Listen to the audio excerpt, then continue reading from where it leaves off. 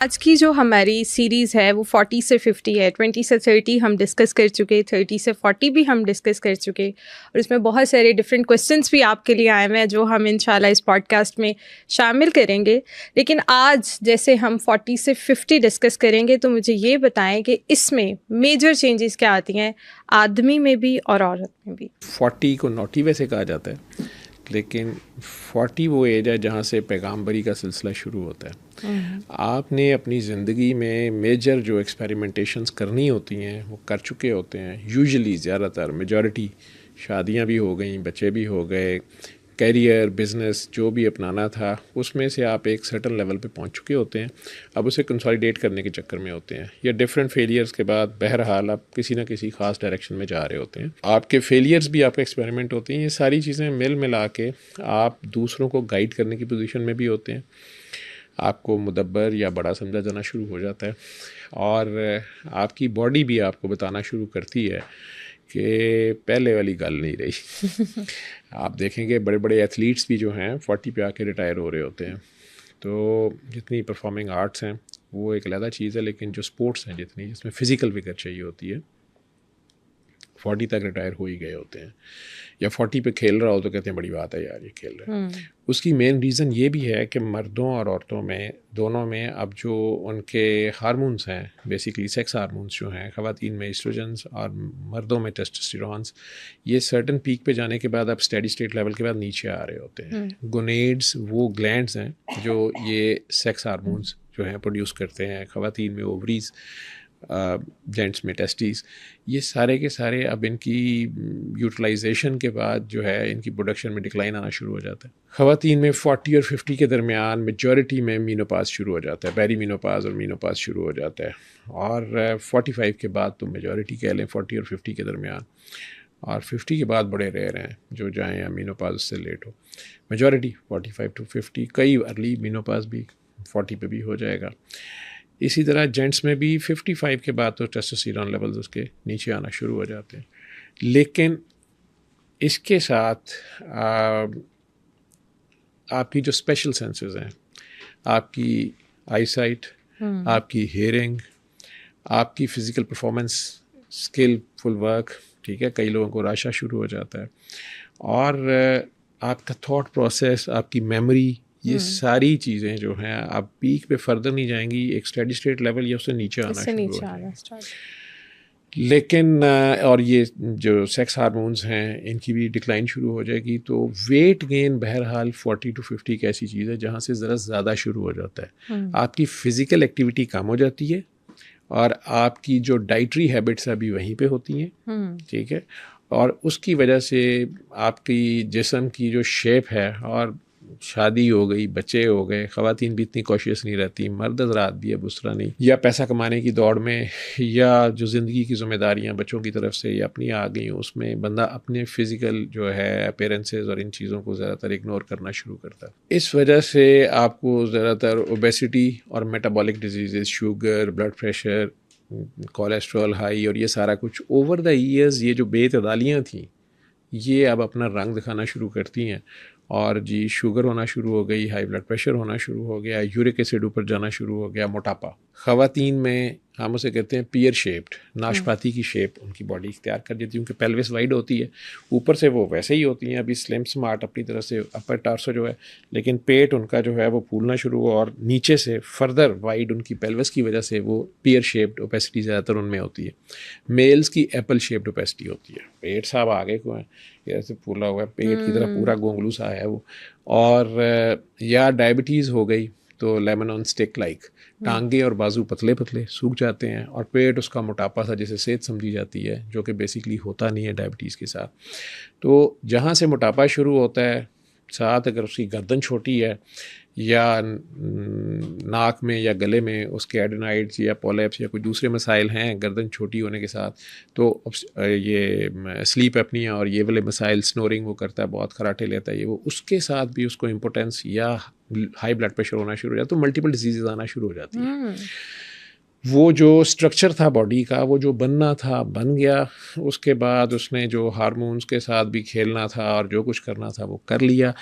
During that अगर ख़वातीन को ऑलरेडी हार्मोनल इम्बैलेंस था या बेबी नहीं हो रहे थे, उस बेचारी ने हार्मोनल थेरेपीज़ ली फॉर वट एवर रीजन्स, या स्पेसिंग करने के लिए, प्लानिंग करने के लिए, they also start taking their own toll, ठीक है। और जहाँ तक स्पेशल सेंसेस की बात है, आई साइट आपका वैसे ही 40 के करीब आके एक कंडीशन उसे हम कहते हैं नॉर्मली प्रेस बायोपिया, कि आप में से हम में से ज़्यादातर को पढ़ने के लिए ऐनक लगानी पड़ जाती है, या आप यूं करके देख रहे होते हैं। मोबाइल्स आने के बाद, सारी रात यूज़ करने के बाद ये ज़रा ज़्यादा बढ़ गया, तो उसमें ग्लासेस लगानी पड़ जाती हैं। सुनने में भी थोड़ा सा, जो लोग ज़्यादा चीख के बोलते हैं उनके भी अब कानों में रिंगिंग और ये चीज़ें शुरू हो जाती हैं, या हेयरिंग थोड़ी सी इम्पेयर होना शुरू हो जाती है, क्योंकि वो ऑल सुनना जब उनको कम होता है तो वो और चीख के बोलने की कोशिश करते हैं कि शायद मुझे आवाज़ नहीं आ रही, तो दूसरे को भी नहीं आ रही है। ये चीज़ें आपको नज़र आना शुरू हो जाएंगी। दांत थोड़े से इफेक्ट होना शुरू, कैविटीज़ या गिरने शुरू हो गए। 40 से 50 में दांत भी गिरना स्टार्ट हो। जी, अगर आपने उसका ख्याल नहीं किया किसी भी चीज़ का, आपके असल चीज़ ये है कि आपने अपने साथ सलूक क्या किया। नींद में जो रात की नींद है वो बहुत इम्पोर्टेंट है। कम से कम 6 घंटे जो है वो आपको रात 9 बजे या 10 बजे से लेके और सुबह 4-5 बजे तक की नींद बहुत ज़रूरी है। सर हमारे एक्टर्स देखें, अगर आप सलमान खान, शाहरुख खान की अक्सर कोई आपने मोटिवेशनल स्पीचेस सुनी हो, तो वो दोनों ये कहते हैं कि हम सोते नहीं थे, हम अगर सोते तो आज हम यहाँ पे ना होते जहाँ पे आज हम हैं, ठीक है। तो हमारा, अगर आप कहें कि आप दुनिया में सोने के लिए पैदा हुए हैं, तो सोना, बुखार, ये सब चीज़ें कुछ भी नहीं है। हार्ड वर्क और हार्ड वर्क।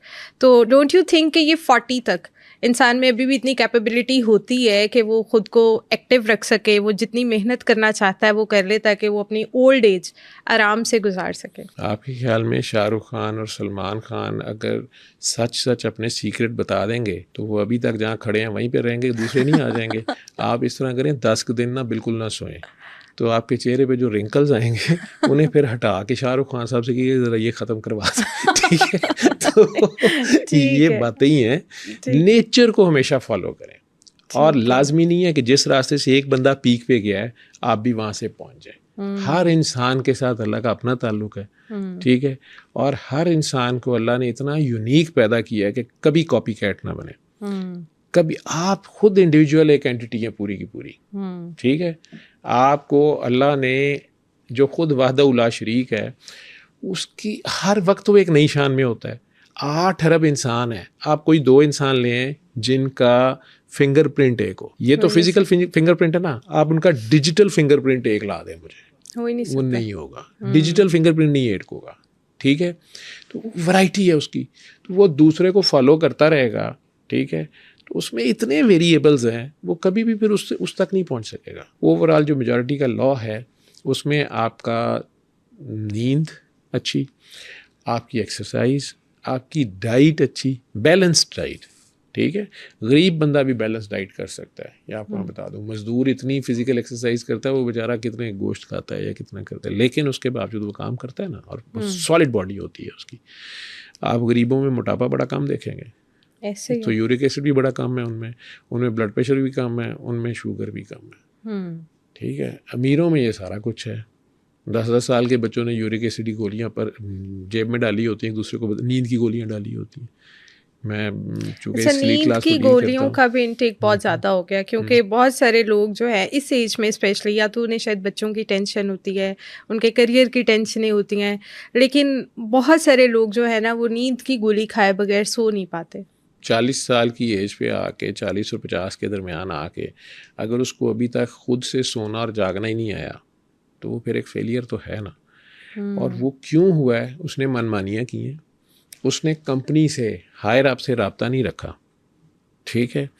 अगर उसका ताल्लुक़ अपनी नेचर से और अपनी मदर नेचर से, अपने लॉर्ड से रहता, ट्रस्ट उसका अपनी एफर्ट के बावजूद जो फाइनल रिजल्ट्स हैं उन पे वो उसके सामने हम्बल रहता, तो वो डेफिनेटली उसको नींद भी आएगी। वो जितनी मर्जी टेंशन में है, ठीक है, कहने वाले तो कहते हैं कि नींद सूली पे भी आ जाती है, ठीक है। जेलों में, जेल तो वर्स्ट कंडीशन है ना, जहाँ आपकी मर्जी भी नहीं चल रही है, ठीक है, ना आपको खाना अपनी मर्जी का, ना आराम अपनी मर्जी का, ना बिस्तर आपकी मर्जी का, ये सारा। उसके बावजूद टार्चर देने का बेस्ट तरीका जो है वो ये है कि कैदी को जगाया जाता है, उसे सोने नहीं दिया जाता, तो उसको नींद आती है तो उस बेचारे को जगाया जाता है, ठीक है। अब उसका तो वहाँ कोई वाली वारिस नहीं है, उसके बावजूद वो जेन्युइन है या ज़बरदस्ती कह दी है, वो वटेवर जो भी है, लेकिन उसको टॉर्चर देने के लिए उसको जगाया जाता है, ठीक है। तो उसको नींद आती है तो उसको जगाया जा रहा है ना, ठीक। और उसका वहाँ पे फिर कौन होता है उस वक्त? उसका सिर्फ रब होता है। वो जब रब से जुड़ता है तो नींद उसको आती है। आप बहुत अपने घर की जिम्मेदारी लेते हो, जब आप सोने लगते हैं तो आप रब के सुपुर्द करके ही सोते हैं, आपको तो पता नहीं होता सुबह उठना है कि नहीं उठना, ठीक है।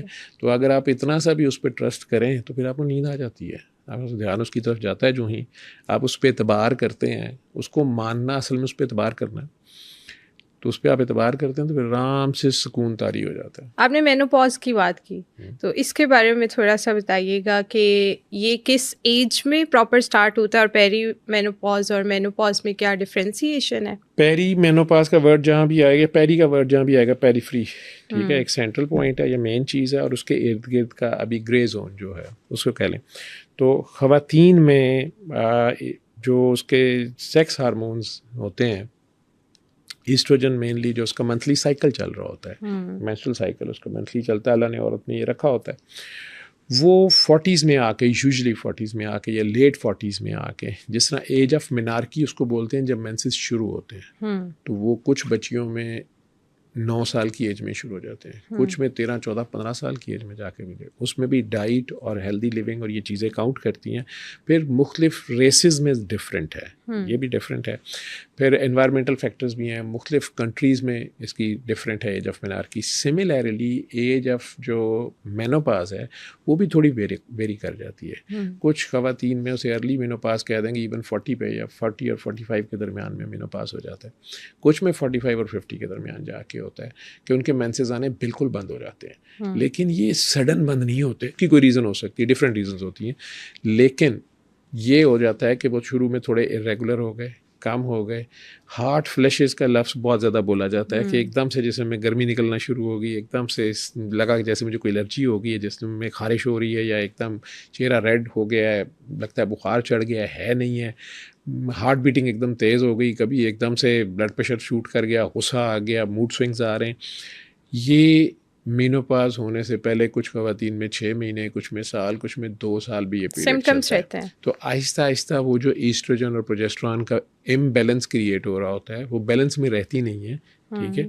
उसकी वजह से ये खराबी, ये से खराबी तो नहीं है, this is not a disease, ये नेचुरल प्रोसेस है, या यूँ भी कह लें कि मशीनरी रुकते भी थोड़ा टाइम ले लेती है। वो वाले ऑर्गन्स जो हैं वो आहिस्ता आहिस्ता उनका वो काम ख़त्म हो रहा होता है, और बाकी ऑर्गन्स जो हैं वो कुछ ना कुछ, जिनको आदत पड़ी होती है, वो कई बार फौरी वो रिस्पॉन्स उसका नहीं देते, ठीक है, उस डेफिशिएंसी को कंपनसेट नहीं कर रहे होते, या डिफरेंट उसके बॉडी के अपने जो रिएक्शंस आ रहे होते हैं, या इंसान को समझ आते भी थोड़ी देर लगती है। फिर इसमें उसके एक्सटर्नल एनवायरनमेंट और उसका इंटरनल एनवायरनमेंट, उसकी अपना सोच प्रोसेस और बाहर से ज़माना उसके साथ क्या सलूक कर रहा है, उसके घर वाले या उसका खामन या उसका पार्टनर या उसके बच्चे, उनकी क्या जिम्मेदारियां हैं और क्या नहीं है, ये चीज़ें भी रोल प्ले करती हैं। स्ट्रेस इसमें बड़ा रोल प्ले करती है। फिर उसकी डाइट दोबारा आ गई, और फिर उसका आराम आ गया, और सोच, ये 4 चीज़ें बहुत काउंट करेंगी। तो जिनकी ये चारों हेल्दी होंगी, वो उनमें ये प्रोसेस भी लेट होगा, ठीक है, वो पुरस्कून भी नज़र आएंगे, चेहरे भी फ्रेश होंगे, ठीक है।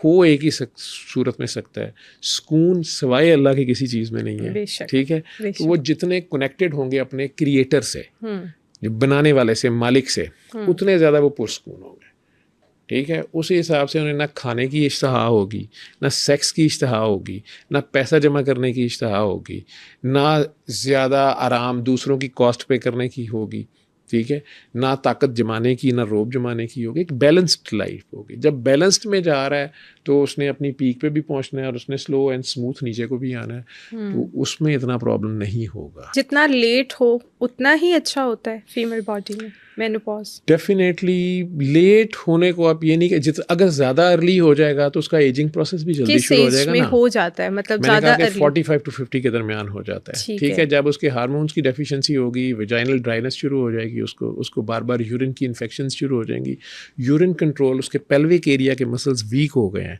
वो ज़ोर से हंसी है तो यूरिन निकल गया, उसका कंट्रोल नहीं है। ठीक है, ख़वातीन इससे बड़ी डिस्टर्ब होती हैं।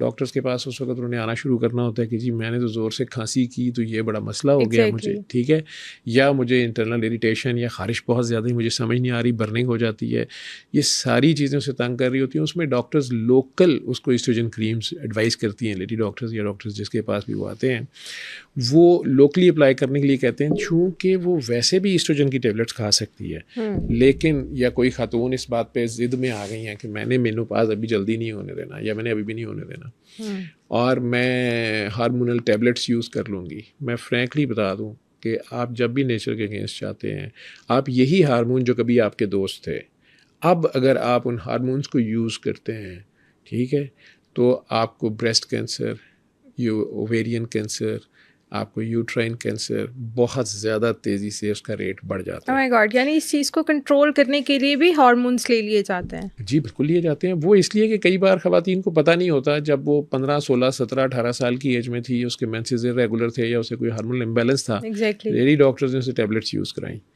या वो बर्थ स्पेसिंग कर रही थी, या उसे था कि मुझे अभी प्रेगनेंसी नहीं चाहिए, ठीक है, या लाइक बाहर के मुल्कों में विदाउट मैरिज सेक्स बहुत ज़्यादा है, उसमें वो अनवांटेड प्रेगनेंसीज़ के वर्ड यूज़ करते हैं, उसमें पिल बड़ी फ्रीक्वेंट यूज़ हो रही है जी, वो ले रही हैं कि वो उसको प्रेगनेंसी नहीं अभी चाहिए, ठीक है, सेफ सेक्स और वो सारी चीज़ें।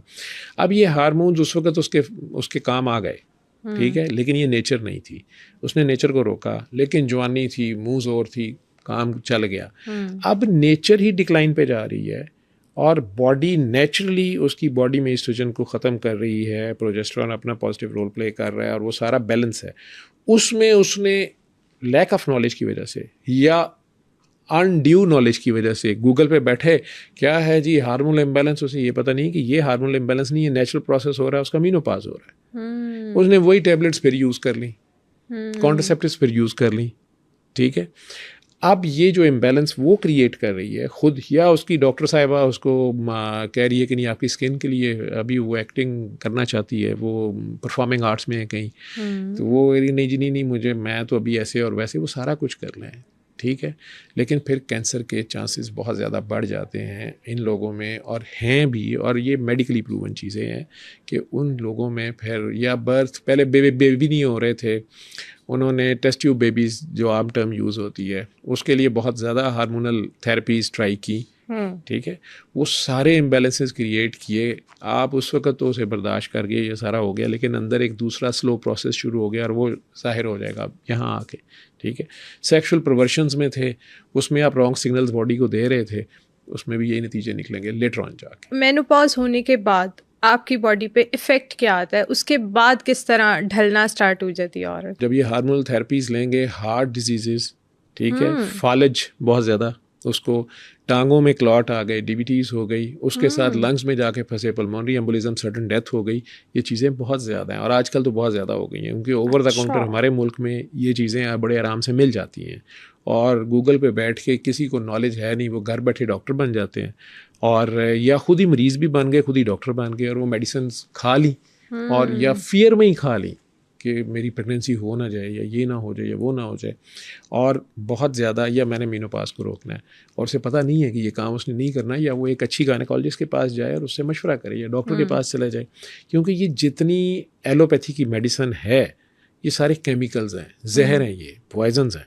आप उन्हें जब इनजुडिशियस यूज़ करेंगे, ठीक है, ये ओवर द काउंटर नहीं है, लेकिन हमारे मुल्क में कोई लॉज नहीं है, तो वो हर बंदा जहाँ से मर्जी, मेडिकल स्टोर वाला खुद ही दे रहा होता है लोगों को, ब्लड प्रेशर की दवाई खा लो जी, फलाना खा लो। जो ही इम्बैलेंस क्रिएट होगा, ब्लड क्लॉटिंग उसकी ज़्यादा होगी, तो उसकी बॉडी में कहीं भी फालज, ब्रेन में क्लॉट आ जाएगा, लेग में आ जाएगा, हार्ट अटैक हो जाएगा।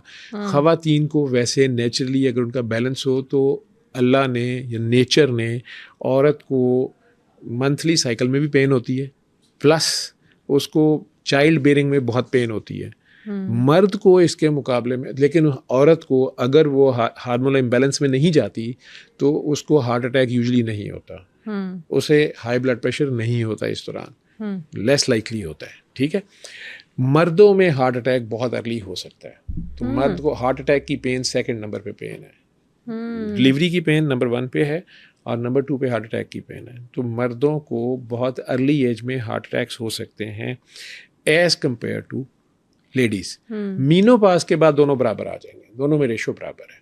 अच्छा। लेकिन अब एक खातून है, वो कह रही नहीं मैं एस्ट्रोजन खाती रहूंगी या मैंने एस्ट्रोजन यूज़ करनी है, मैंने अपनी स्ट्रेंथ के लिए, व्हाटएवर जो भी वो उसका है, तो फिर उसके अंदर ये जितनी डिजीज़ हैं इनके chances sudden heart attacks, kidney failure, heart failure और ब्रेन स्ट्रोक होने के चांसेस बढ़ जाते हैं। और ज़्यादातर औरतें इस एज में ना अपनी ड्यू टू एनी डिजीज़ और व्हाटएवर यूट्रस भी रिमूव करवा देती हैं, तो उसके बाद भी आप जो है वो मतलब हेल्थ वाइज इफ़ेक्ट हो रहे होते हो? बिल्कुल इफ़ेक्ट होते हैं। जो अच्छी गायनेकोलॉजिस्ट होती हैं वो डायर इमरजेंसी ना हो तो वो कभी भी अर्ली एज में यूट्रस को रिमूव नहीं करते। यूट्रस का बड़ा वाइटल रोल होता है और लेटर ऑन भी यूट्रस और ओवरीज जो हैं उन्होंने जो थोड़े बहुत हार्मोन्स मीनोपाज के बाद भी क्रिएट करने होते हैं, और आपका पूरा सर्कल है, ये पूरा साइकिल होता है खातून की बॉडी में, उसने उसकी बोनी स्ट्रेंथ में बड़ा रोल प्ले करना होता है, उसके जॉइंट्स की एक्टिविटी में बड़ा रोल प्ले करना होता है।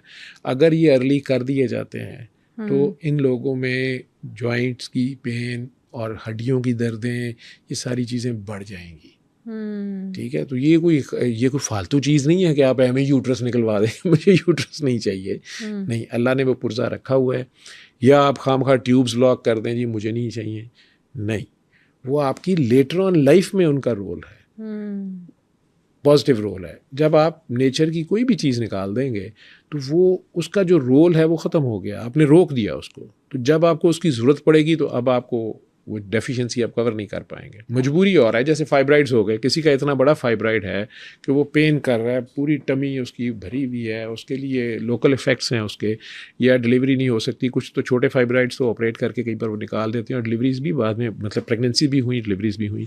40 और 50 में आके फिर ये होता है कि अगर मल्टीपल फाइब्राइड्स हैं और बहुत बड़े बड़े हैं, या डर उसकी पेन बहुत ज़्यादा है उसको, या हार्मोनल इम्बैलेंसेस की वजह से उसकी ब्लीडिंग बहुत ज़्यादा है, या कैंसरस चांसेस हैं कि उसमें कैंसर ट्रांसफॉर्मेशन ना हो जाए, तो फिर कई बार वो कहते हैं कि आपकी फैमिली भी कंप्लीट है और आपको लोकली ये अब ट्रीटेबल नहीं है, दवाई से नहीं हो सकता, इसको ऑपरेट कर देते हैं, निकाल देते हैं। इसमें भी person to person, doctor to doctor depend करेगा और पेशेंट टू पेशेंट डिपेंड करेगा। डॉक्टर साहब कई बार लालच भी कर जाते हैं, कई बार पेशेंट साहब भी जो हैं वो इम्पेशेंट हो जाते हैं और ऑपरेट करा लेते हैं, बाद में फिर लेटर ऑन जो कॉन्सिक्वेंसेस होते हैं वो फिर सफ़र करने पड़ते हैं। तो इसमें जो कॉन्सिक्वेंसेस है वो हड्डियों की पेन है, ऑस्टियोआर्थराइटिस उसका जल्दी शुरू हो जाएगा। ठीक है, जोड़ जो उसके हैं, स्पेशली नी जॉइंट्स हैं, हिप जॉइंट्स हैं, हड्डियाँ कमज़ोर हो जाएंगी। ठीक है, उसने बेबी को, औरत की एक एडिशनल ड्यूटी ये होती है कि उसने बेबी को दूध पिलाना होता है, लैक्टेशन करनी होती है, वो भी सारे ये हार्मोन्स हैं, उसमें एडिशनल हार्मोन प्रोलैक्टिन एक्सक्रीट होता है,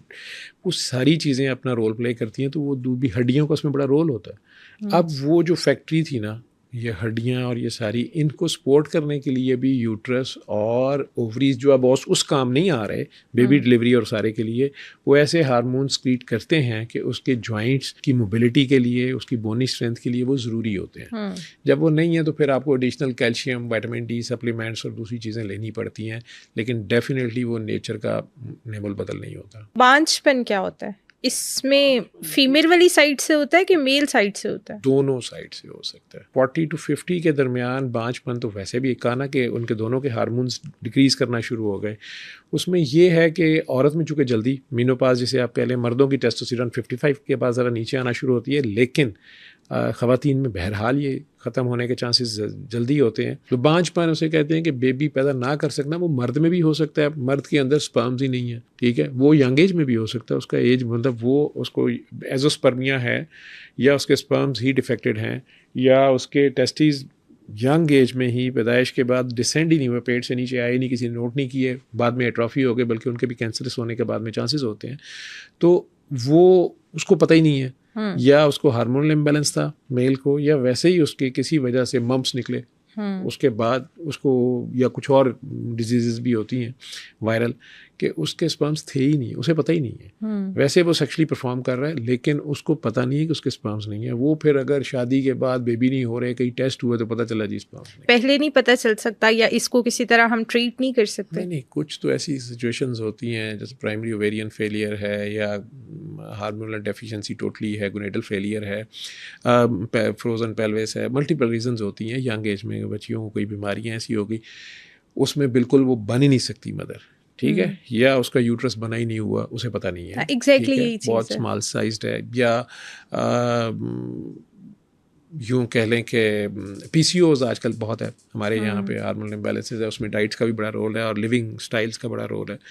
तो उसमें भी वो ट्रीटेबल चीज़ें हैं, कुछ चीज़ें ट्रीटेबल हैं, और या उसकी ट्यूब्स दोनों ब्लॉक हैं किसी इन्फेक्शन की वजह से, किसी और वजह से, उसको मेंसेस रेगुलर आ रहे थे, उसे पता ही नहीं था, ठीक है।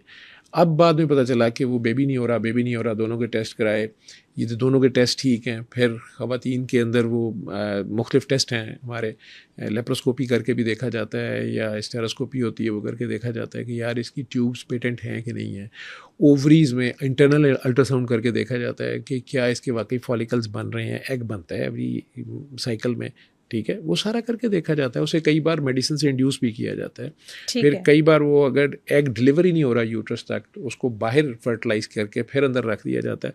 जो टेस्ट ट्यूब बेबीज़ आप जो जिसे समझते हैं IVU और IVI के जो तरीके हैं सारे, वो सारा किया जाता है। लेकिन अगर किसी बच्ची को पता चल जाता है या मर्द को पता चल जाता है, उसके घर वालों को पता चल जाता है, ठीक है, ऑनेस्टी तो ये है कि आप रिश्ता करते हुए बताएं किसी को, ठीक है, लेकिन कितने लोग हैं, ये मेरा ख्याल है कुछ चीज़ें अगर लिहाज में कर्टसी में ही रखी जाएं तो बेहतर हैं। हाँ, डिलिबरेट चीट ना किया जाए। बिल्कुल ठीक है सर। वेट गेन हो जाता है 40 से 50 में, आप बहुत ज़्यादा मोटापे की तरफ जाना स्टार्ट हो जाते हैं, तो इसकी क्या रीज़न होती है? उसकी मेन रीज़न मर्दों में तो आपने देखा होगा कि शादी के बाद कुछ मर्द हज़रात बड़ी तेज़ी से वेट गेन करते हैं, ठीक है, बल्कि आप उसे साल बाद देर पर तो आप पूछ लेते हैं उसकी एकदम चेंज में कि यार तो शादी हो गई है, ठीक है। उसकी रीज़न यही होती है कि वो एक हेल्दी लिविंग स्टाइल उनका पहले होता है। अब शादी के बाद उनकी टेस्टोस्टेरोन लेवल्स जो परफॉर्म कर रहे होते हैं तो वो बढ़ते हैं तो मेटाबॉलिज्म बढ़ता है, रिक्वायरमेंट्स बढ़ती हैं, कैलोरीज प्रोडक्शन बढ़ती है, तो वो वेट गेन करते हैं। 40 के बाद ये है कि आपकी फ़िज़िकल एक्टिविटी कम हो जाती है, आप इस्टेब्लिश हो गए, दफ्तर में बैठने का काम शुरू हो गए, एक्सरसाइज छोड़ दी, ग्राउंड में जाना छोड़ दिया, खेलना भागना दौड़ना छोड़ दिया, खाना पीना वैसे ही चल रहा है, प्लस वो खाना पीना भी फास्ट फूड पे आ गया, बिंज डाइट पे आ गया, तो उसकी वजह से मेन रीजंस ये हैं, ठीक है। और आराम आपका फिर वही आ गया कि आप सो रहे हैं 6 घंटे, लेकिन कहीं वो दोपहर को सो रहे हैं, रात को नहीं पूरे कर रहे, कुछ और नहीं कर रहे, तो काउच पोटैटो बनते जाएंगे। अब आप एग्जेक्टिव सीट पे चले गए हैं, आप सारा दिन बैठ के ऑर्डर जारी कर रहे हैं, अब आप लिफ्टों में कर रहे हैं, आप सीढ़ियाँ छोड़ दी आपने, बिल्कुल ऐसा, ठीक है। आपके जॉइंट्स के लिए ज़रूरी भी है कि बहुत ज़्यादा आप ना जाएं उस साइड पे अब इस एज में, लेकिन बहरहाल इन सारी चीज़ मल्टीपल फैक्टोरियल है, तो उसकी वजह से आपकी जो डाइटरी हैबिट्स हैं, आपका लिविंग स्टाइल है, और इस एज में आके आप फिज़िकल एक्टिविटी कम करते जाते हैं, खाते जाते हैं, तो ओबेसिटी आप में बढ़नी शुरू हो जाती है। सर मेमोरी और फोकस जितना मतलब हम 40 के बाद मुझे नहीं लगता कि हम बहुत ज़्यादा फोकस्ड होके कोई काम नहीं कर पाते, और मेमोरी का भी इशू हमारा आ जाता है, हम चीज़ें भूलना स्टार्ट हो जाते हैं, तो इसकी क्या रीज़न है और इसको हम कैसे कंट्रोल कर सकते हैं? 40 to 50 तक तो 40 तक तो आपकी मेमोरी नहीं नीचे जानी चाहिए, और 40 to 50 के दौरान आपको बताया ना मैंने कि जिस तरह टेस्टोस्टेरोन या एस्ट्रोजन लेवल्स नीचे जाना शुरू होते हैं तो आपके ब्रेन के भी सेल्स श्रिंक करना शुरू होते हैं। अच्छा। मैंने कहा आपकी हाइट जो है 40 और 50 के दरमियान 1 सेंटीमीटर कम हो सकती है, बल्कि 1 इंच तक भी कम हो सकती है, 2.5 सेंटीमीटर। 50 और 60 के दौरान भी यही रेशो हो सकती है, और 60 to 70 में तो बड़ी तेज़ी से फिर नीचे आना शुरू होता है। 70 के बाद तो डेफिनेटली आप बेंड भी खाना शुरू हो जाते हैं। आपके जो सारे वर्टिब्रास के दरमियान जो आपकी डिस्क स्पेसेस हैं, जहाँ जो डिस्क पड़ी होती है, वो डिहाइड्रेट होकर श्रिंक, जैसे गद्दा बैठ जाता है फोम वाला, तो आपकी हाइट श्रिंक करना शुरू कर देती है। इसी तरह आपके ब्रेन के सेल्स भी श्रिंक करते हैं, आपका मैदा भी श्रिंक करना शुरू कर देता है, ठीक है। जब इन चीज़ों का आप इस्तेमाल कम करना शुरू कर देते हैं, उसे रेस्ट भी प्रॉपर टाइम पे नहीं दे रहे और उसका यूज़ भी आपका प्रॉपर नहीं है, ठीक है, पहले आप पढ़ते थे, आप एफर्ट करते थे, याद करने की कोशिश करते थे, मेमोराइज करते थे, आपकी स्टडीज़ थी, आप कोई मुश्किल किस्म के टास्क लेते थे, उनके लिए आपकी अपनी विल पावर भी स्टार्ट होती थी। अब आपको ये है कि मैंने जो कमाना है कमा लिया, मेरी बिजनेस एम्पायर खड़ी हो गई है, जॉब एक इस्टेब्लिश हो गई है, ग्रेड्स अब बढ़ना शुरू हो गए हैं, तरक्कियाँ होनी है, कुछ भी आप फॉर ग्रांटेड जब ले लेते हैं, तो जब उस चीज़ का इस्तेमाल कम करना शुरू कर देते हैं, इनोवेशन छोड़ देते हैं, तो डिसयूज़ एट्रॉफी का भी हम वर्ड बोलते हैं, और साथ एजिंग प्रोसेस भी शुरू हो जाता है। तो उसकी वजह से आपका ऊपर से ये डिस्क में कई लोगों ने फालतू चीज़ें भरी होती हैं, जैसे आपके फ़ोन की मेमोरी में फालतू चीज़ें भरी होती हैं, आता है ना कई बार कि मेमोरी खाली करें अब और मज़ीद नहीं आ सकता, ठीक है, तो वो ब्रेन के अंदर नया डाटा स्टोर नहीं हो रहा होता, प्रोसेसिंग हो रही होती है, लेकिन वो सेविंग पे नहीं जा रहा होता, क्योंकि पीछे जो मेमोरी है वो खाली स्पेस खाली नहीं है, आपकी डिस्क स्पेस खाली नहीं है, या वो पूरे को निकालें। तो उसके लिए बेस्ट है कि आप माफ़ करें लोगों को, क्या आपने याद रखना है, ठीक है, और अपनी फिज़िकल एक्टिविटी और मेंटल एक्टिविटी जो है वो फ्रेश दोबारा रखें। आप अब उस तरह की स्ट्रेनियस एक्सरसाइज नहीं कर सकते जो आप 30 और 40 के दरमियान या 20 और 30 के दरमियान कर रहे थे। इसी तरह मेंटल एक्टिविटीज़ जो हैं, आप पजल्स, ट्रिकी गेम्स, चेस, इन गेम्स पे आ जाएं। यानी आप कह रहे हैं कि इस 40 to 50 वाली जो एज है, इसके अंदर आप इस तरह की एक्टिविटीज़ में इन्वॉल्व हो जिससे आपका दिमाग खुले, ना कि वो बिल्कुल ही श्रिंक हो जाए। आप गेम्स इस तरह की कर लें, आप पजल्स कर लें। उसके लिए बेस्ट मैं वैसे एक आइडिया लोगों को दे दूं कि 40 और 50 के दरमियान आप उस जगह आ जाते हैं जहां आपने बहुत से तजर्बे सारे कर लिए होते हैं, नया तजर्बा आप करना भी नहीं चाहते।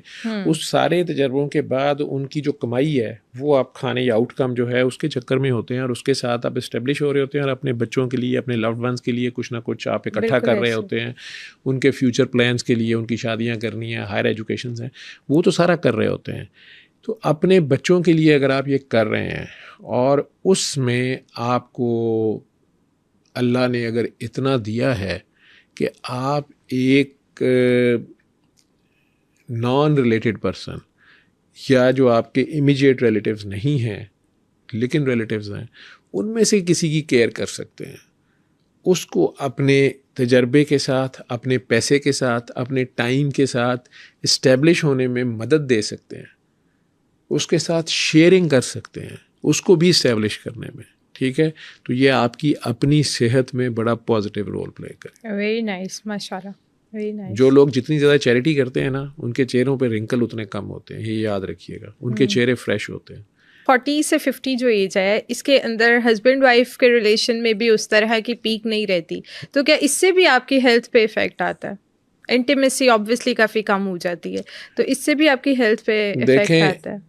जो हस्बैंड वाइफ रिलेशनशिप है ना, वो सिर्फ 5 मिनट के सेक्स का नाम नहीं है। ठीक है, जब आप बच्चे थे या आपने फैमिली रेज करनी थी, आप वैसे जानवरों को, नेचर को देखा करें, नेचर में भी जो जानवर भी हैं या पौधे भी हैं, उनका जो भी रिप्रोडक्शन का मेथड है, या मैमल्स में अगर आ जाएं, तो जो रिप्रोडक्शन का मेथड है उसमें वो दोनों एक दूसरे के करीब जो सेक्सुअल एक्ट में आते हैं ना, वो सिर्फ एक ख़ास टाइम पे आते हैं जब उन्होंने अगली नस्ल पैदा करनी होती है। उन्होंने इसको लेयर के तौर पे नहीं रखा होता, ठीक है। हज़रत इंसान बहरहाल इसको लेयर में पहले रखता है, और अगली नस्ल के चक्करों में, तो रोकने के चक्कर में उसने बनाया ना कि बेबी तो ना हो, बेबी हम फ़िलिपाइन से ले आएंगे, बेबी हम वहाँ से अडॉप्ट कर लेंगे, फलां का ले लेंगे, बाकी काम हम करें। तो 20-30 साल की, 35-40 साल की एज तक भी ये चौंसले ठीक हैं। अगर वो हस्बैंड वाइफ हैं, वो 2 पार्टनर हैं, वो 2 इंसान हैं, वो 2 दोस्त हैं, अल्लाह कह रहा है मैंने इन्हें एक दूसरे का बॉयफ्रेंड गर्लफ्रेंड बनाया, अल्लाह खुद ये कह रहा है, ठीक है, मैंने इनका दोस्त हैं दोनों। अब ये अगर 2 अच्छे दोस्त हैं तो यही काम तो नहीं रह गया, ठीक है। असल चीज़ है यहाँ से, तो उनके दिल अगर मिल गए हैं और वो दोनों एक रेसिप्रोकेट कर रहे हैं एक दूसरे को, यूनिसन में मूव करते हैं, तो ऑटोमेटिकली आपका इंटरनल एनवायरनमेंट जो है उसमें सुकून आता है। जब सुकून आता है तो आप जागती हालत में भी जो है वो ऐसे ही होते हैं जैसे सोए हुए हैं। सोते हुए आपकी बॉडी बेस्ट रिपेयर करती है, रीजनरेट करती है, ठीक है। तो अगर आप जागते में भी ऐसी हालत में हैं sukoon.com पे, तो आप हेल्दी स्टेट में रहेंगे ना, वियर एंड टीयर कम होगी। जब आपने दुश्मनियाँ कम पाली हैं, आपको खौफ कम है, आपको खो देने का खौफ नहीं है, आपको गुम जाने का खौफ नहीं है, आपको कम होने का खौफ नहीं है, ठीक है, आपको फेलियर्स के खौफ नहीं है, ठीक। तो आप एक पीसफुल इन्वायरमेंट में, इस्लाम के पीस, सलामती में है। जब आप सलामती में, आप घर में अपने, आप घर की तरफ क्यों भागते हैं सारे दिन के बाद? परिंदे भी जाते हैं, सारे ही जाते हैं ना। घर वो जगह है जहाँ जाके आप बग़ैर नॉक किए घुसते हैं, और एक ऐसा कोना होता है जहाँ जाके आप आराम करते हैं, ठीक। वहाँ आराम करते हैं तो आपकी बॉडी सारे दिन की वेयर एंड टियर के बाद उसको हील करती है, जो मैं कह रहा हूँ हेल्दी लिविंग, ठीक। उसमें साथ जो बंदा सोया हुआ है, अगर उससे भी आपको खौफ है या उसको आप पे ट्रस्ट नहीं है, ठीक है, या दोनों आपस में मेंटल लेवल पे एक दूसरे के साथ जंग में है, ठीक है, तो सुकून नहीं आएगा ना। सुकून नहीं आएगा तो ब्लड प्रेशर हाई होंगे, ठीक है, खाना सही नहीं मिलेगा, खाना खाएगा नहीं, या बाहर से खाएगा, या उससे छुप के खाएगा, या वो उससे छुपा के खाएगी, तो भी वही मेटाबॉलिक डिजीज़ भी साथ आना शुरू हो गई। और एक दूसरे को देख के जब प्यार ही नहीं आना तो हार्मोन कित्थों, हार्मोन है कि भी वो के भी गायब हो जाएंगे। तो वो सारे के सारा इम्पैक्ट फेस पे भी आएगा, बॉडी पे भी आएगा। ठीक है। और हाई ब्लड प्रेशर और डायबिटीज़ बहुत कॉमन है इस एज में। मुझे लगता है हर 10 में से 9 लोग तो इन दोनों में से किसी एक बीमारी से गुजर ही रहे होते हैं। तो इसको किस तरह कंट्रोल किया जाए ताकि डायबिटीज़ से तो बहुत ज़्यादा हमारे और इंटरनल सिस्टम बहुत ज़्यादा ख़राब हो जाते हैं, तो इसको कैसे कंट्रोल कर सकते हैं वो? अगेन फिर वही कि आपकी खुराक, आपकी डाइट, स्पेशली जो टाइप 2 डायबिटीज़ है इस एज में ज़्यादा बढ़ती है, और उसमें वेट गेन जो है वो अनहेल्दी वेट गेन, जिसे ओबेसिटी हम कहते हैं, वो है कि आपने खाया ज़्यादा, कंज्यूम कम किया, वो स्टोर हो गया फैट्स की सूरत में, इंसुलिन के लिए काम करना मुश्किल हो गया। इंसुलिन बॉडी में बन ज़्यादा रही है क्योंकि आप खा पी रहे हैं, लेकिन यूज़ कम हो रही है किसी वजह से, तो आपके बॉडी में मोटापा आना शुरू होगा, फैट्स बननी शुरू हो जाएंगी, ठीक है।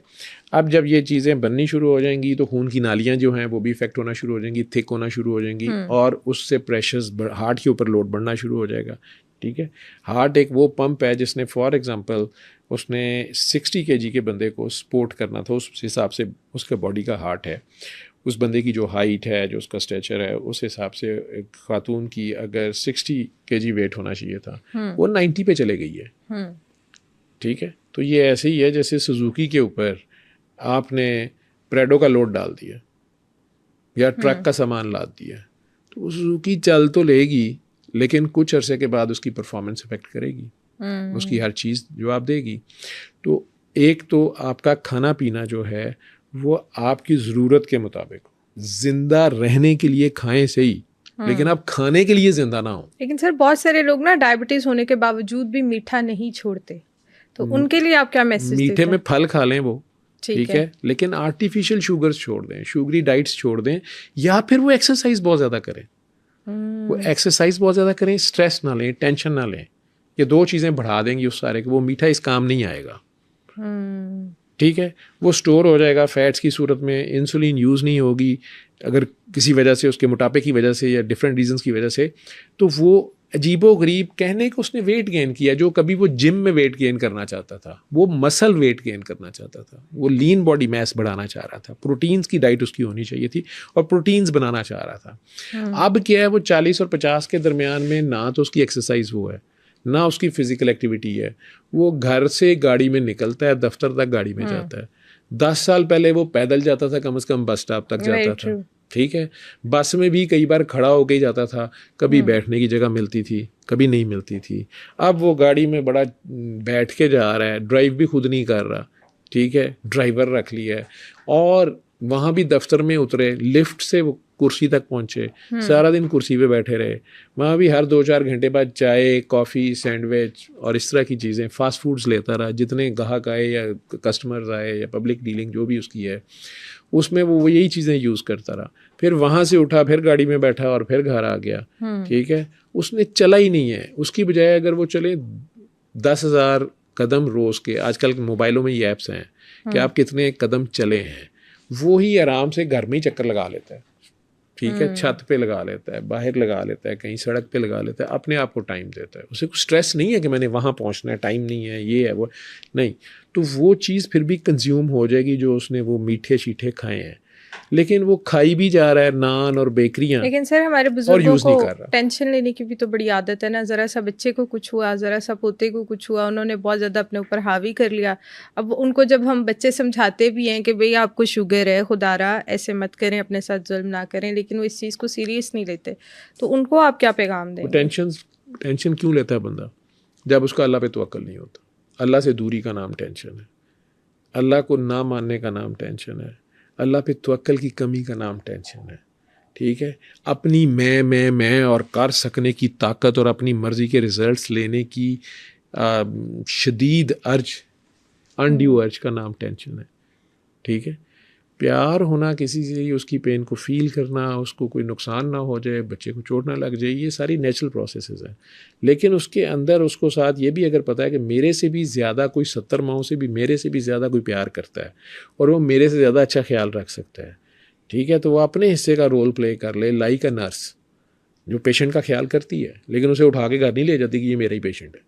फैटी लिवर आपका इंक्रीज़ हुआ हुआ है, कोलेस्ट्रॉल लेवल आपका बहुत ज़्यादा बढ़ जाता है, इसका कैसे हम कंट्रोल कर सकते हैं? मेडिसिन तो लेते हैं, बीपी के जो पेशेंट्स हैं वो मेडिसिन तो ले रहे होते हैं, लेकिन इसके अलावा बहुत सारी चीज़ें और भी उन्हें मैनेज करनी पड़ती हैं, उसके बारे में क्या कहेंगे? फैटी लिवर जो है ये आजकल बड़ी स्ट्रॉन्ग कन्विक्शन है डॉक्टर्स की, ये हाइपोथेसिस है कि ये रूट कॉज है टाइप 2 डायबिटीज़ का, ये रूट कॉज है हाई ब्लड प्रेशर का मैनी पेशेंट्स में, ये रूट कॉज है हाई यूरिक एसिड का, ये रूट कॉज है लिपिड मेटाबॉलिज्म के डिस्टर्ब होने का, डिसलिपिडीमिया का, जिसमें कोलेस्ट्रॉल हाई हो गया, ट्राइग्लिसराइड्स हाई हो गए।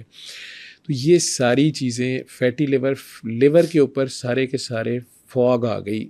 नई मर्सिडीज़ की विंड स्क्रीन के ऊपर फॉग है और डिफॉगर ख़राब है। अब आपकी गाड़ी ज़बरदस्त नई गाड़ी है, लेकिन आप मोटरवे पे उसे 120 पे चला नहीं सकते क्योंकि पूरी स्क्रीन जो है वो फॉग से भरी हुई है। ठीक है, और डिफॉगर आपका ख़राब हो गया। लिवर के ऊपर चारों तरफ फैट आ गई। ठीक है, इसमें vitamin imbalance, vitamin D deficiency बहुत ज़्यादा है। इसमें फिर अब मैं इंक्रीमिनेट करूँगा ऑयल्स को। ठीक है, हमने देसी घी में खाने पकाने छोड़ दिए, या देसी घी डाला तो फिर इतना डाला कि तरियां उसमें स्विमिंग कर रहे हैं। ठीक है, नहीं तो देसी घी में अगर आप खाना बना रहे हैं जितना पकाने के लिए चाहिए और तली हुई चीज़ें आपकी कम है, ठीक है, तो फैटी, और साथ आपकी एक्सरसाइज या रिक्वायर्ड फिजिकल एक्टिविटी है जितना आप खा रहे हैं और भूख रख के आप खा रहे हैं, तो आपको फैटी लिवर नहीं होता। आप अपनी ज़रूरत से ज़्यादा खा रहे हैं, ये ऑयल्स खा रहे हैं, इन ऑयल्स पे डब्बों पे लिखा होता है विटामिन ए और डी शामिल है, नहीं होता शामिल है, मेरे से लिखवा लें। ठीक है, अब वो विटामिन डी की डेफिशिएंसी पाकिस्तान जैसे मुल्क में जो कि खते इस्तिवा पे या इक्वेटर पे है, जहाँ पे सूरज मैक्सिमम है, वहाँ विटामिन डी की कमी है। ठीक, विटामिन डी की डेफिशिएंसी से भी ये सारे के सारा मेटाबॉलिक प्रोसेसेस जो हैं ये 30 के ऊपर ही, 40 नहीं 30 के ऊपर ही स्टार्ट हो गए होते हैं, तो 40 पे तो रिजल्ट्स आना शुरू हो जाते हैं। ठीक है, खून की नालियों के अंदर जगह जगह प्लैक्स हम उसे बोलते हैं, वो घी, खून, थिक खून, शुगर भी अगर उसमें बहुत ज़्यादा है, आपका जो खून है उसकी एक ख़ास किस्म की विस्कोसिटी होनी चाहिए, वो पानी की ही तरह उसका फ्लो जो है वो नॉर्मल रहना चाहिए, नहीं तो हार्ट को जोर लगाना पड़ेगा। अगर वो गार बन जाती है, अगर वो थिक हो जाता है, तो हार्ट को जोर लगाना पड़ेगा ना, पंप थ्रू द पाइप्स। ठीक, और जब वो पूरे तेज़ प्रोसेस से नहीं चलेगा और जो खून की नालियां हैं वो भी स्टिफ हो जाएंगी, तो आपका ब्लड प्रेशर भी ज़्यादा होना शुरू हो गया। वो जगह जगह जहाँ भी बेंड आएंगे वहाँ टर्बुलेंस होगी, तो वहाँ पर पाले सफाई नहीं नहरों में होती, जगह जगह डके लग जाते हैं, तो वो जगह जगह वो हीप्स क्रिएट होंगी, उन्हें हम कहेंगे प्लैक्स हैं, और वहाँ और टर्बुलेंस होगी और क्लॉट्स बनेंगे और कहेंगे सडन हार्ट अटैक हुआ है, सडन ब्रेन अटैक हो गया, किडनी फेलियर हो गया। ठीक है, ये सारा का सारा आपका जो ब्लड वेसल्स हैं, खून की जो नालियाँ हैं, उनके अंदर इन्हीं डिजीज़ की वजह से जो ख़राबी आई है। और खून वो चीज़ है जिसने आपकी खुराक, आपकी ऑक्सीजन हर ऑर्गन तक, ब्रेन से लेके पाँव के नाखून तक पहुँचानी है। डायबिटिक्स में पाँव क्यों काटने पड़ने हैं? वहाँ खून की सप्लाई नहीं जा रही है। अच्छा, ठीक है, खून की नालियाँ ही बंद हो गई हैं, चूँकि वहाँ बहुत बारीक नालियाँ हैं, वो बंद हो गई, कोलेस्ट्रॉल बहुत ज़्यादा उनमें जम गया, उनके अंदर शुगर भी ज़्यादा रही, वो भी, घी भी मिल मिला के एक मलगूबा सा कीचड़ सा बना और वो फंस गया वहाँ पे। और बाद में वहाँ क्लॉट बन गया, अब वहाँ खून की नाली बंद हो गई तो आगे जो अंगूठा है, पाँव है, टांग है, उसमें खून नहीं जाएगा तो उसने गलना सड़ना है। पहले दर्द शुरू हो गई, सुन्न हो गया, फिर दर्द शुरू हो गई, उसके बाद आखिरकार काटना पड़ेगा। और सर डायबिटीज़ के जो पेशेंट होते हैं उन्हें कहते हैं ज़ख्म से बड़ा बचाया जाता है, खुदा ना खास्ता उनके ज़ख्म हो जाए तो कहते हैं वो हील नहीं कर पाता, उसमें हीलिंग एबिलिटी कम है ना। उसके खून के अंदर जो फौज है उसके पास भी मीठा मीठा इर्द गिर्द, उस मीठे पे कीड़े या जरासीम ज़्यादा आ रहे हैं, ठीक है, लेकिन उसमें फाइटिंग एबिलिटी नहीं है, उसमें ताकत नहीं है कि वो इंसुलिन यूज़ नहीं कर पा रहा। उसके पास बंदूक है, उसके पास गोली नहीं है, वो ऐसा फौजी है जो बेचारा बंदूक पकड़ के जलील हो रहा है। उसको जरासीम या उसको दूसरी चीज़ें जो हार्मफुल, जो टॉक्सिक मटेरियल्स हैं उसकी बॉडी में, जो कि क्लीन होने चाहिए थे, लिवर को से क्लीन करना था, किडनीज को से क्लीन करना था, वो नहीं कर पा रहा। तो उसके खून के अंदर वो जो टॉक्सिक मटेरियल्स ज़्यादा हो गए हैं जो कभी उसके लिए बेनिफिशियल थे। हर चीज़, excess of anything is bad, ठीक है, इवन इबादत की। मैं ये कहता होता हूँ कि अल्लाह हर चीज़ बैलेंस मांगता है। वो ये कह रहा है, एक आयत अगर कुरान की तरफ गौर कर लें कि मैंने जो हलाल किया है उसे खाओ या उसे इस्तेमाल करो, लेकिन बसियारखोरी मुझे पसंद नहीं है। अल्लाह कह रहे कोई भी चीज़ ओवरडू मत करो, मतलब थोड़ा हौसला रखो, कल भी लब जाएगा। चाहे वो बीवी है, चाहे वो खाना पीना है, चाहे वो आराम है, कोई भी चीज़ तो अक्ल रख के करें। तो जब हम ओवर ईटिंग भी कर रहे हैं, फिर यूज़ भी नहीं कर रहे हैं और मुसलसल कर रहे हैं ओवर द ईयर्स, तो फिर बॉडी पे उसका इफेक्ट आएगा। लिवर भी फैटी होगा, इंसुलिन यूज़ नहीं हो पाएगी, ठीक है, वो नॉर्मल परफॉर्म नहीं कर सकेगा। लिवर एक इंतहाई वाइटल। तो सर जिनको ये डायबिटीज़ और ब्लड प्रेशर हो जाता है उनको करना क्या चाहिए? वो किस तरह फिर इन सारी चीज़ों को, क्योंकि एक से दूसरी चीज़ इंटरलिंक्ड होती है, ठीक है, तो वो कैसे इन चीज़ों को कंट्रोल करें मेडिसिन के अलावा? वो ये देख लें, जो क्रिकेट की ज़ुबान जो लोग समझते हैं मैं उसमें समझा देता हूँ, ठीक है। उन्होंने ये देख लें, उन्होंने अपनी ज़िंदगी 2020 की तरह ख़त्म करनी है। आए 2-4 छिक्के मारे, ख़त्म, बात वो गए, 2-3 घंटों में ख़त्म कहानी। या वनडे खेल लें, ठीक है, या टेस्ट मैच खेल लें, लंबी रेस का घोड़ा बनना है, ठीक है। तो मरना कोई भी नहीं चाहता, ऐसे ही। हालांकि 40 के बाद आपका डिक्लाइन शुरू हो जाता है, सर्कल पूरा हो जाता है, वापसी का सफ़र शुरू हो जाता। लेकिन अब आप ये चारपाई पे लेट के गुजारना चाहते हैं, टांग कटवा के, ठीक है, हाय हाय करके, हार्ट फेलियर करके, बाथरूम जाना भी हिसाब बना हुआ है, हार्ट फेल हो गया ये वो, या आप जिए तो 65 साल 70 साल तक, लेकिन आप आखिरी दिन तक ऑन योर ओन थे और चलते फिरते, खाते पीते, गाते चले गए। आप डॉक्टर का रोल भी अपनी जगह पे आएगा। एलोपैथी का इलाज अगर आपने करना है, होम्योपैथी का करना है तो ज़रूर होम्योपैथ के पास जाएं, फिर उसके तरीके से चलें। लेकिन अगर वो होम्योपैथ है, वो होम्योपैथ साहब भी दवाइयाँ डॉक्टरी की पीस के दे रहे होते हैं या टेस्ट डॉक्टरी के कर रहे होते हैं। सर लोगों को कैंसर हुए होते हैं, लोग होम्योपैथिक के पास जा रहे होते हैं, जी बड़ी शिफा है, होम्योपैथिक जो है एक फील्ड ज़रूर है, एक तरीका इलाज है, जर्मनी से आया है।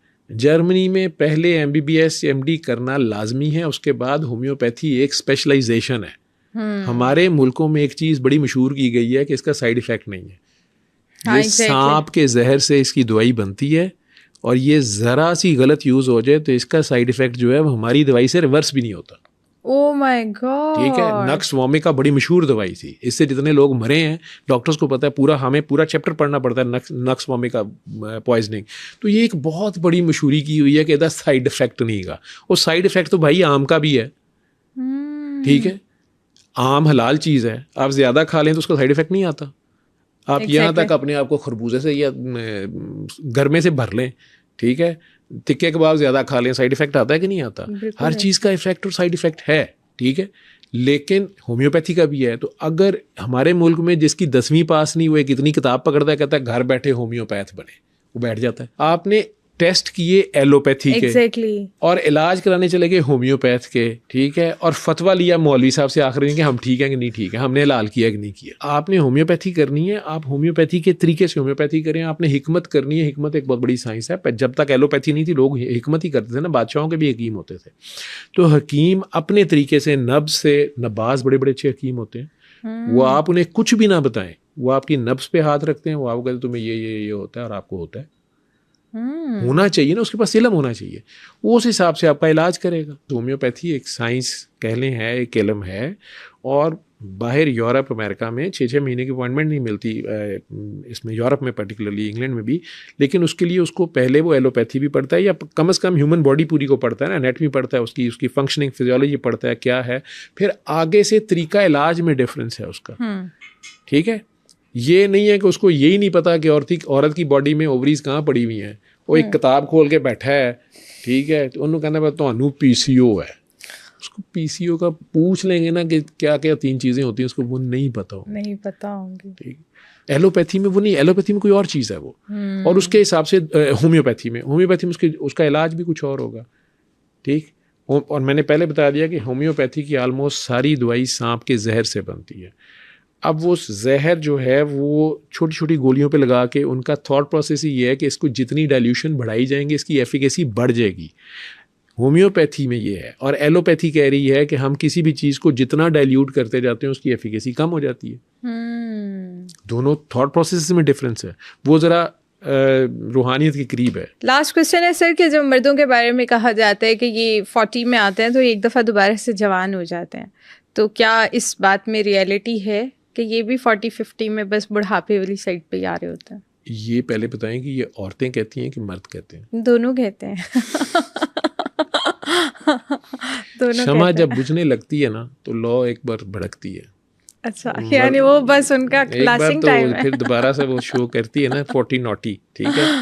और लेकिन जो यूं कह ले वो शार्प ज़्यादा हो जाता है, चलाक ज़्यादा हो जाता है कि गो हाथ में जुम्बश नहीं, आँखों में तो दम है, अभी रहने दो सागरो मीना मेरे आगे, तो ज़रा ज़्यादा ये ठीक है। यानी इस बात में कोई ऐसी कोई रियलिटी नहीं है, बॉडी वाइज वो भी ढल रहा होता है। बिल्कुल डेफिनेटली ढल रहा होता है, अनटिल अनलेस कि वो कोई फिटनेस फ्रीक हो और उसने बड़ी अच्छी हेल्दी लाइफ गुजारी हो, या कुछ रेसेस ऐसी हैं, नेग्रूज जैसे हैं या जो अफ्रीकन हैं, वो फिजिकली बड़े स्ट्रॉन्ग हैं और फिट भी होते हैं, तो उनमें एजिंग शायद ज़रा लेट होती है, वो रेसेस में डिफरेंट है। क्या आप खुद या आपका कोई प्यारा किसी स्पेसिफिक बीमारी से गुजरा है जो हमने इस पॉडकास्ट में डिस्कस की है? अगर आप किसी खास बीमारी पर कोई इन्फॉर्मेशन लेना चाहते हैं तो हमें कमेंट सेक्शन में